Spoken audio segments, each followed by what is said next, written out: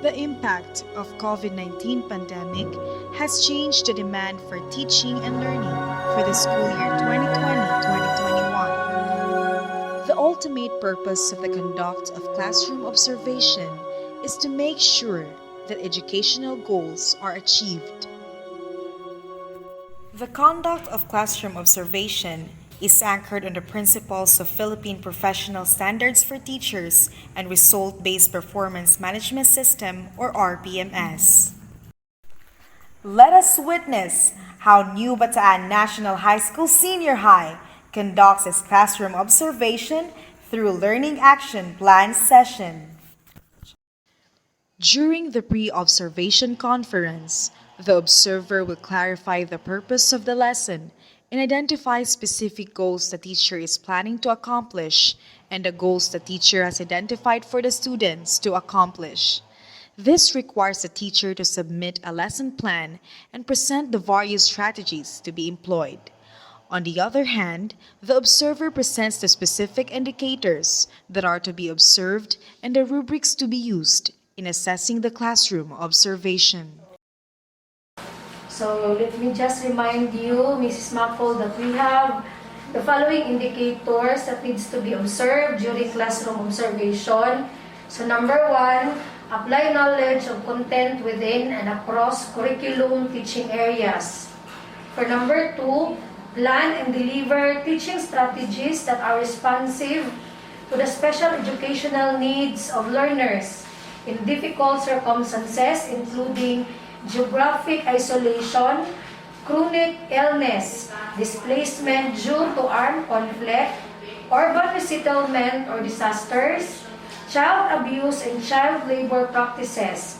And for number 3, select, develop, organize, and use appropriate teaching and learning resources, including ICT, to address learning goals. So, we have also rubrics to determine the level of practices in the respective indicators. So, please do revisit. So, good luck and see you. Thank you, ma'am. In this phase, the observer will observe the class through the use of indicators. The observer will make use that the objectives prepared by the teachers are achieved. Further, the observer will check if the lessons are well delivered and proper methods and assessment are executed. Morning. Hello, students! Welcome to our reading and writing class. Please speak English or in Filipino if there is a need for emphasis. Remember, always have fun while you are learning. So, to start the day right, let us all stand for a prayer. Close our eyes and offer ourselves to the holy presence of God. In the name of the Father, of the Son, and of the Holy Spirit. Good morning, Mom. Hey, good morning! Good morning. Yes, that's the spirit. So before you sit down, kindly pick up some pieces of paper and check our attendance details. As a sort of review, what was our discussion last time?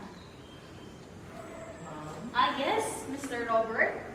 Last time, Mom, discuss claims and also the 3 types of claims, Mom. We have claims of fact, value, and policy. Very good. That's good to know that we have familiarized our lesson and we have really understood the lesson all about. Okay, so before we proceed to our next topic, let us start our day with an activity. So our activity is entitled I am. 1 minute and 7 seconds.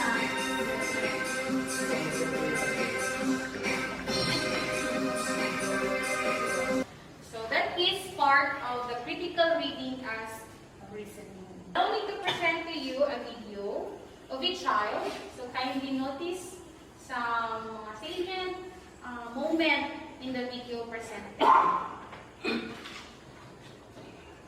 Listen to me. Like I do this all the time as I go on at the house of the door. Okay, so what have you noticed in the video presented? Mr. Roselio, what have you noticed in the video presented? The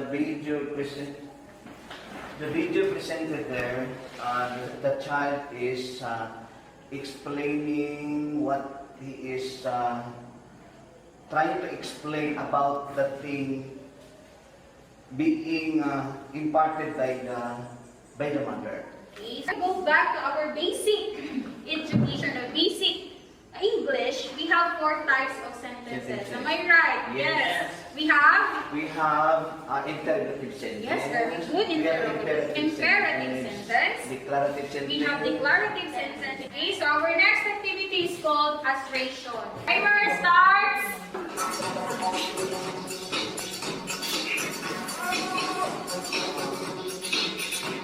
Huwag bakmali yung ano ha.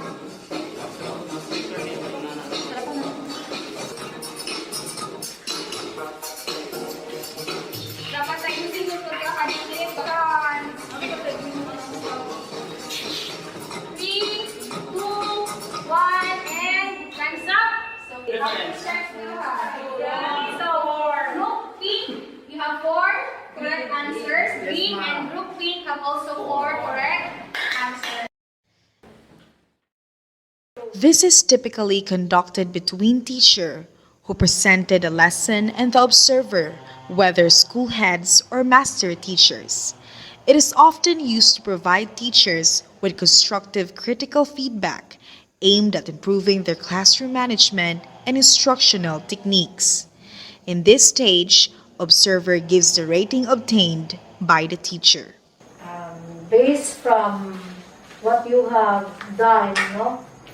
Let us try to rate your demonstration.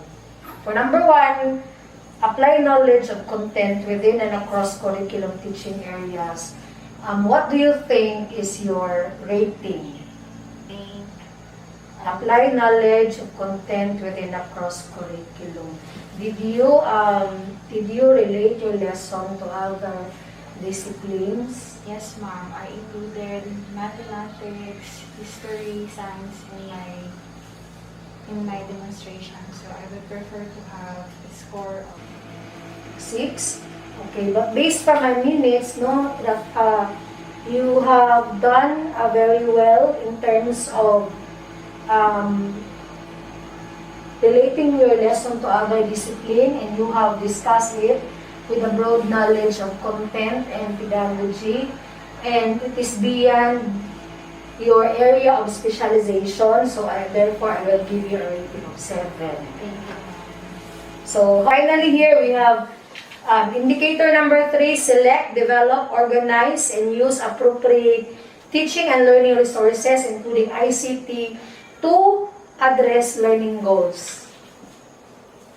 So I believe that in all of your lesson, in every stages or phases of the lesson, no, you have utilized different ICTs, and you have integrate an extensive and multidisciplinary learning resources, which includes the use of ICT. So you have congratulations for the excellent demonstration, and I hope that you will keep up your performance. Before that, so if you affirm with your rating, please sign the rating sheets.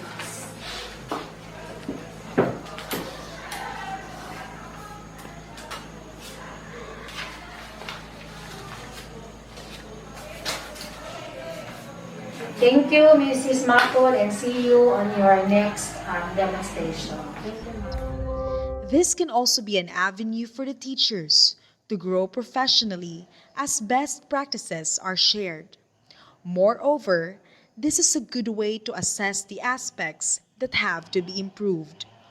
All these practices of New Bataan National High School, Senior High School are geared towards the achievement of aims of the Department of Education, because learning never stops in this time pandemic.